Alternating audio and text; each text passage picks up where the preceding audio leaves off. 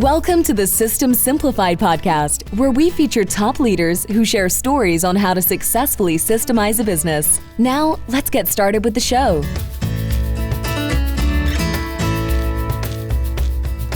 Hello, Adi Klevit here, the host of the System Simplified podcast, where we feature top founders, entrepreneurs, and thought leaders about systematizing a business. And this episode is being brought to you by Business Success Consulting Group, where we create, document, and implement processes and procedures so businesses can grow and thrive. And today's guest is Cara Turano. Hi, Cara. Hi. So good to have you on this show. You know, we're going to have a great conversation about entrepreneurship, which I know it's something that you are very passionate about, very close to you. I mean, you serve as the president and executive director of OEN, which is Oregon Entrepreneurial Network. And you started that position. When did you take on that position? I started in September, and somehow it's like almost 10 full months, which is hard to wrap my head around. It's amazing because you're so good on social media and LinkedIn and all of that. So I feel like, you know, I see you everywhere, and I think you've been here for years, but that's true. I mean, I as I told you before the show, I know I got involved with OEN in 2016. I think it's a great organization. So yeah. The whole organization, it helps entrepreneurs of all kinds in Oregon and Southwest Washington find the capital they need to develop their business, both financial and social. And I can definitely attest to that. You know, I went to many events, and you and I talked about it just definitely before the pandemic, and it definitely helps you find your group. And it's so important to be part of an association like that, because then you are connected to other entrepreneurs, especially in a local area, because then you can create things and do things. So, so you believe that, or OEN believes, right, that entrepreneurship offers freedom, empowerment, and autonomy. At the same time, it builds community, connectivity, and independence. Yeah. Love. I think it's so true. And that's, you know, that is really why we became entrepreneurs. You know, it's interesting on that point because I did a survey about a few years ago when I guess it was 2016, and asked probably about over 100 entrepreneurs, like, what do you like most about being a business owner? Yeah. And the number one answer was freedom. I don't have a boss. That's right. But it's also freedom, you know, not just freedom from not having a boss. I think it was the freedom also to create, freedom to, just like you said, independence, right? So it's the community, connectivity, independence. It's the freedom to have those things. And, you know, in terms of the vision, I'm just going to continue with my bio and introductions. Yes, go. You envision a world in which Oregon's innovation economy creates economic prosperity, personal fulfillment, and community cohesion for everyone who wants to be part of it. Yeah. I mean, I think this is a beautiful, beautiful vision, and that's what we all work for as entrepreneurs. And sometimes we don't necessarily remember that, right? Because we think, okay, we're just so concentrated in our business, but creating that community is the bigger picture and what we're actually going to create in terms of having a better future here.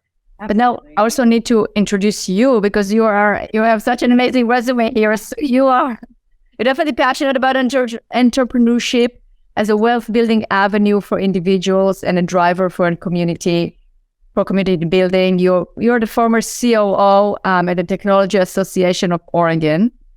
So I think we need to give a shout out to Skip Newberry. We do, right? Skip recruited me to Oregon. Oh, good. From where? From Atlanta, Georgia. Okay. All right. So definitely. All right. Thank you, Skip. And you spent over 20 years in technology and technology adjacent companies, including a couple of startups. And, you know, you obviously are very active outside of work. You're an avid runner, skier, camper, reader, and chef with a big soft spot for your aren't you? Wow, what Toby and your amazing family. So that's incredible. You're definitely out there. We can see it on social media. You're out there doing things in the community, very, very involved. So, Cara, let's start with you. It's like, what inspired you to take this position of president and executive director of OEN? I love that question. We actually talked about this at the OEN board meeting at the end of April why do you serve? What's important in being a part of this organization? And everyone got to go around the table and answer. And for me, I was very fortunate in my very first real job to work at a startup. It was a technology services startup, and I was the 17th employee, and it was, the early 2000s, and it was after the bubble burst, but tech was coming back and we were all going to be millionaires and it was going to be amazing. And at the time, I was 23, maybe. And I thought that my CEO was the smartest person I knew. And he was and still is. But in hindsight, he was like 26. So he didn't really know what he was doing either. But there was something like so pure and fun about being a part of that company, because everything felt like no one had ever done it before. And it was the first time that it was ever being done. And no one had ever built out Class A office space. And no one had ever tried to grow their regional footprint. And at that point, where I was living in the country, like there were not organizations that existed like OBN to help business founders or folks early on in a company navigate what running a company looks like. And I loved that job. I got to do so many fun things, so many firsts. And when I think about the best part of my career, it always goes back to that 9 years that I spent with this company, because when I left, the organization was no longer 17 people, it was 300 and had 7 offices around the Southeast, and was ultimately acquired by a $12 billion global consultancy. And at the time, I just thought, oh, well, I'm supposed to hit this revenue number and these hiring numbers and this profit margin. But I was actually growing a portfolio and diversifying the entire business. But I didn't have that language and I didn't know that's what I was doing.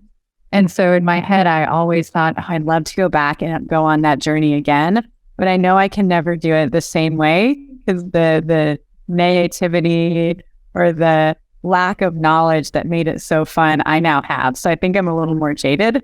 But seeing people that have that vision and that passion and are willing to try things for the first time is really inspiring to me. And so I wanted to be around it again.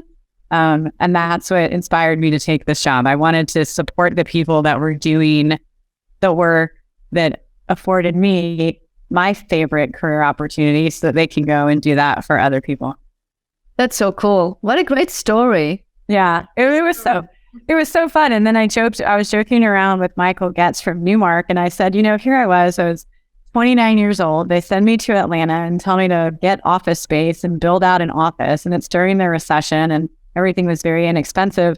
And no one had told me how to build out an office. And I thought I was going to come in way under budget. And then I was told that the power only comes to the wall and to wire your cubicles or your offices. That involves a whole nother separate team of engineers and costs. And I said, where was my commercial real estate partner helping me through that? I did not have one. And so I love that that OEN in particular brings all of those people together as folks are growing a business and puts them in the same room. Absolutely. Absolutely. So why do you think associations like OEN are so important for entrepreneurs? I mean, we covered it a little bit, but are there any other points where you see that it benefits, from the entrepreneurs that are listening to us right now? Maybe they're not in Oregon and Southwest Washington, but they will find organizations in their area. Why is it so important to stay connected?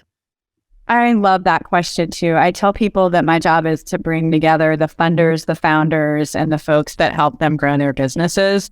And that's probably my definition of why an association is so important. You're going to find the like-minded folks that are potentially going through the same thing as you. You're going to find people that have very different perspectives, but are going through the same thing as you.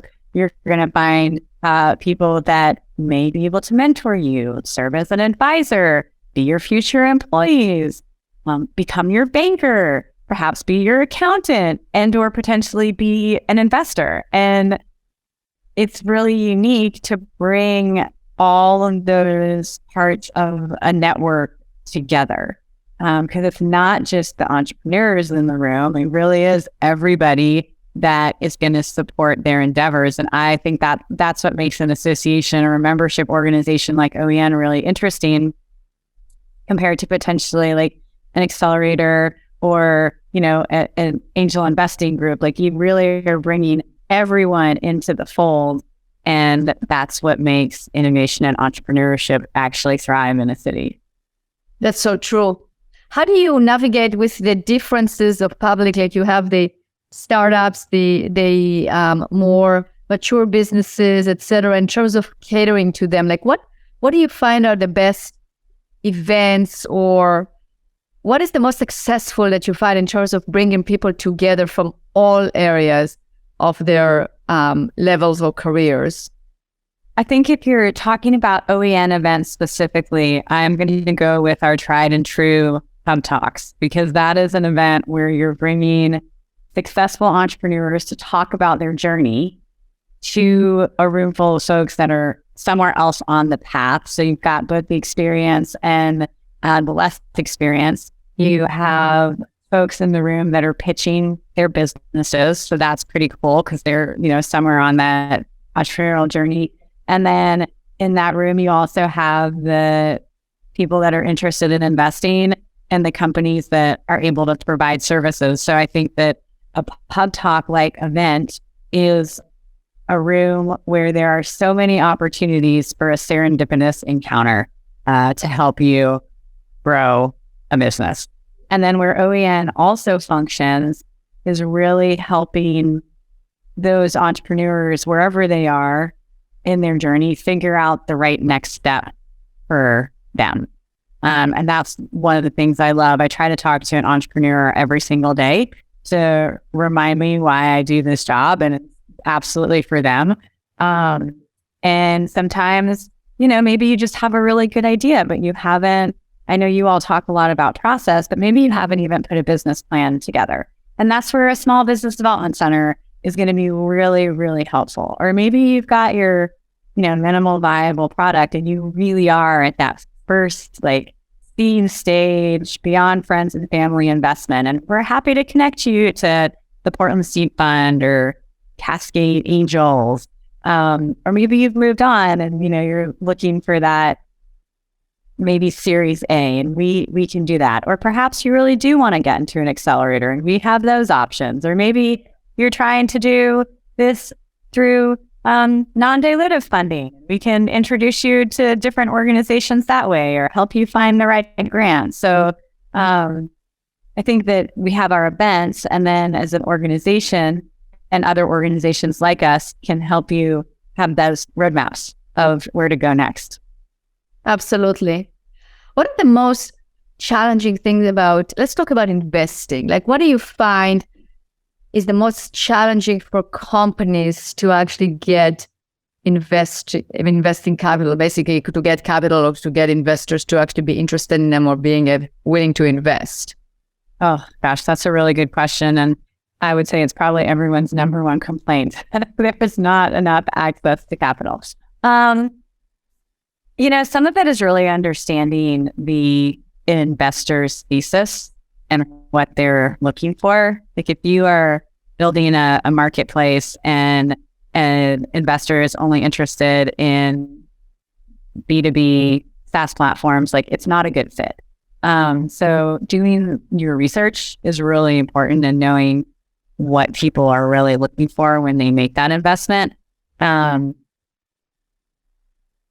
People are risk averse, even investors. And I think sometimes it's just hard to get to that first yes. And then once you get to that first yes, then everybody else is worried about missing out on something. And then you're much more likely. And so that's the whole perseverance part of it, of just being able to hear no over and over and over again. And the other thing that I've kind of seen in the last few months as we've run through some of our angel-oriented investing programs, you have a lot of folks out there that are accredited investors that maybe aren't part of one of the funds. And if they see your pitch or they hear about you from someone else or they read about you in the press, those are good ways and good avenues too. So it kind of circles back to why be involved in an association or a membership organization like this, because you don't know who that next investor is going to be. That's very true. So what advice would you give to right now companies that are listening to us, entrepreneurs that they are looking at getting investment, right? You're looking to getting an investment. So first of all, what advice would you give them in terms of like, how would they know that they're actually ready for it? Yeah. What are the best next actions that they can take in order to actually secure that investment? Well, it's going to depend on your industry. A food entrepreneur is going to be different than a tech entrepreneur, which is going to be very different than a life and bioscience entrepreneur. But I think across the board, I can distill it down and say, you need to have a product that is basically working, regardless of whether that the pump for somebody's heart or a tech platform or a CBD and juice cocktail. Like, you have to be beyond the concept stage and have something that you can show to people. It is generally helpful to have had some kind of other investment, whether that's friends and family, or you were able to do that yourself. If you're in the life and bioscience space, that's having had a grant. If you have some sales that you are cash positive, that may not always be the reality, but that is going to be very helpful. And then I think if you're not cash positive, being able to clearly articulate where that money is going to go, if it is invested in you, to get to that revenue break even part. One thing that I've noticed a little bit over the last 6 months is that people are enamored with their ideas, and they should be. It's that like blindless optimism that makes entrepreneurs so incredible.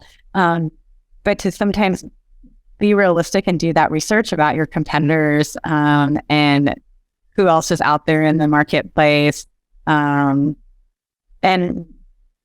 as realistic as you can be in your financials. And then like the last thing I would say, particularly in this time where we are, where capital has changed and it's not the free-willing investment of the last couple of years, investors are a little more interested in your ability to run your business. So having some business savvy to back up your good idea is appealing.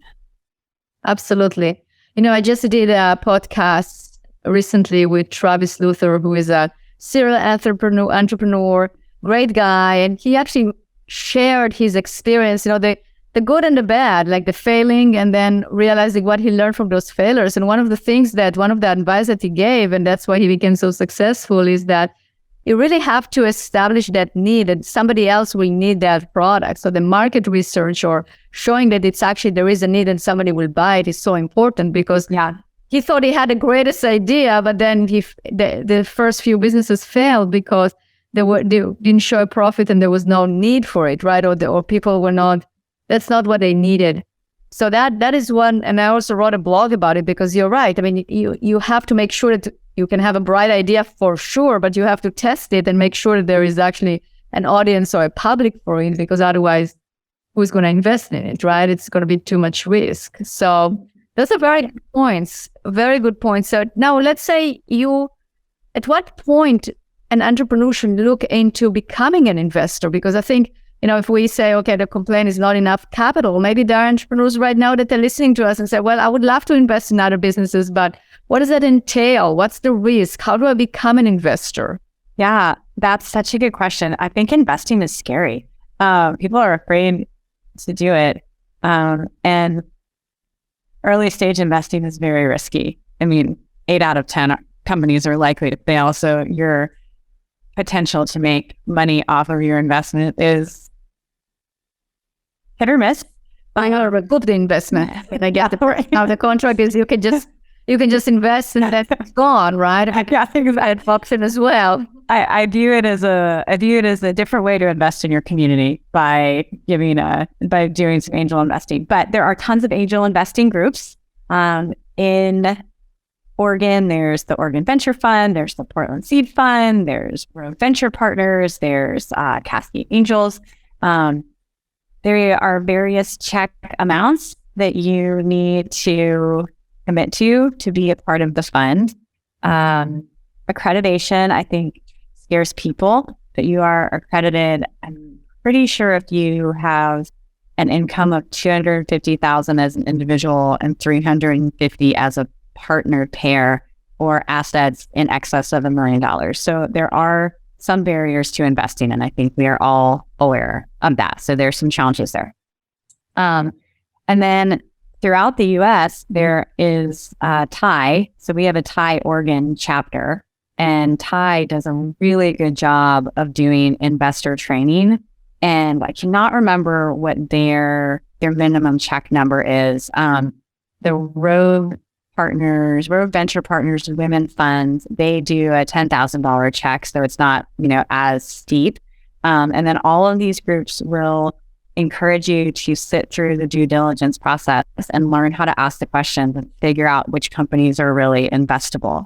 For an OEN, we do 2 angel funds a year, and our buy-in is $5,000 per investor. And we really are trying to help build the investment community by teaching folks how to do it, do the due diligence, and go through and help pick these companies. And I'd love to see more women.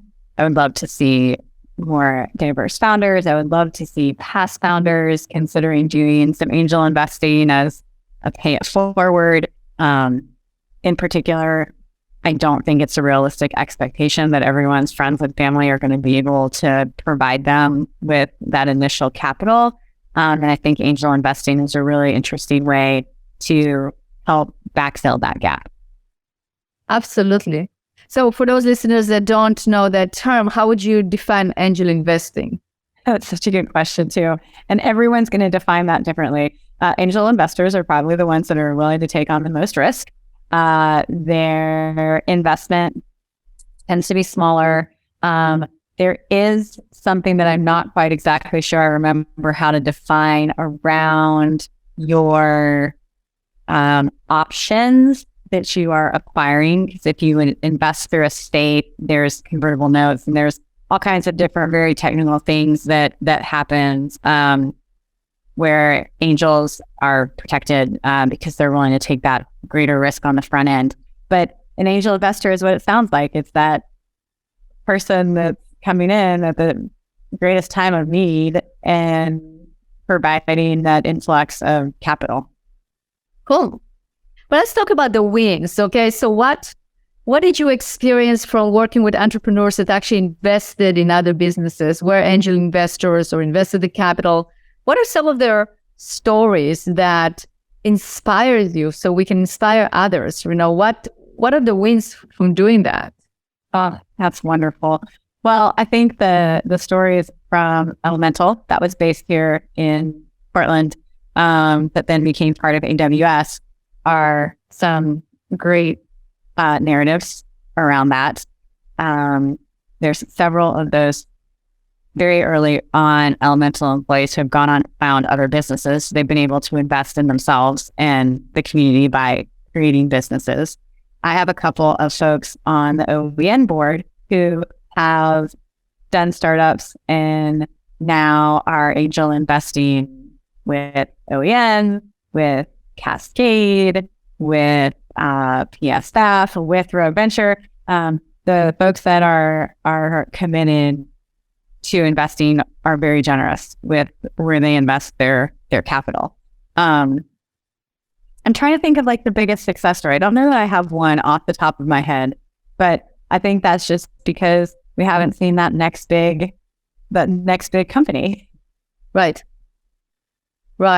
Yeah, but I'm sure it definitely gives a lot of satisfaction. Yeah, good. I have one. I have 2. Tell me. Food and beverage. Number 1, Salt and Straw. So last year, the Salt and Straw executive team, in conjunction with the OEN Oregon Angel Food Program, gave the winner of the food competition an ice cream. So they created an ice cream flavor with their product, but then opened up their executive team as coaches and advisors to the winner. So as this company is trying to scale their business, they have the Salt and Straw team there to help them. And then Brazzy Bites is another one that created, I think, an incubator or maybe even a pitch competition for food entrepreneurs, and I'm pretty sure they invested $1 million. Oh, wow. Yeah. So those are two organ success stories where you have founders investing in other founders. That's fantastic. So it's not only money, but it's also mentorship. Yeah. And time, which we know every entrepreneur needs. Absolutely. Absolutely. All right. We got such amazing information here, Cara. But I'm curious to ask you about the future. Like what do you see happening this year with OEN? What's your vision in terms of I know the overall vision that I mentioned, but what are you for 2023 in terms of, we're almost halfway through the year, which is hard to imagine, but what do you see in terms of the future? That is a wonderful question. And I think it'll start being seen a little bit later this month. And then we're going to keep transitioning that into 2024. It's definitely about centering the entrepreneur and supporting the needs that they are expressing. And I will give you an example. I have talked to a couple of founders or exited founders who are either starting a new company or are looking to support somebody who is starting a new company. And I've talked to folks that are starting companies and maybe they're tech companies and they don't have a technical background. And so on Thursday night, we are doing a very low cost in a partners conference room, leftover event beer and wine from other events, and some very small veggie trays from Fred Meyer. But for co-founder connect, like folks that are looking for a co-founder. So to be in a room where, hey, I'm starting a coffee company. Hey, I exited my consumer products goods company last year and I'm not really looking to lead anything, but I would love to come in and support as an operator. So we're going to do that.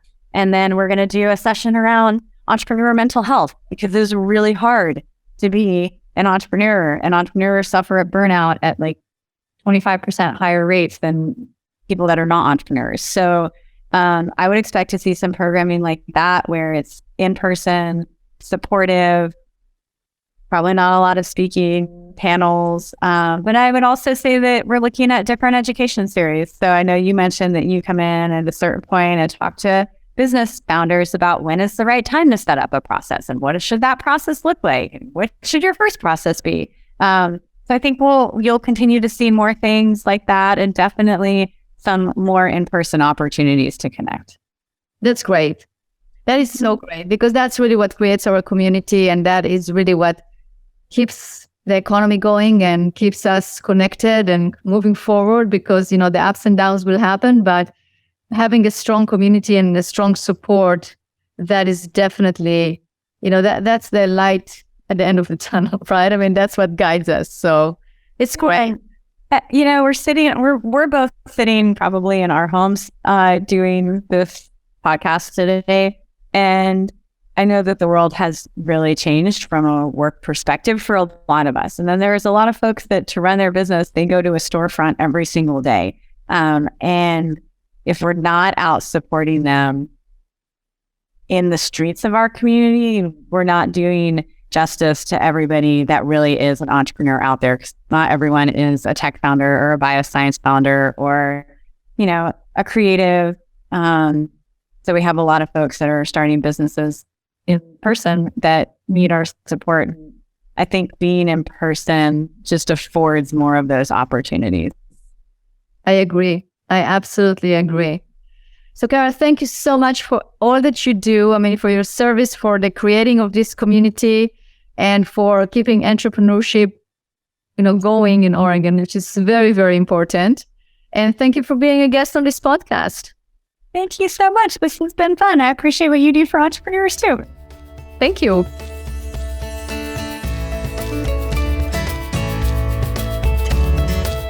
Thanks for listening to the System Simplified podcast. We'll see you again next time, and be sure to click subscribe to get future episodes.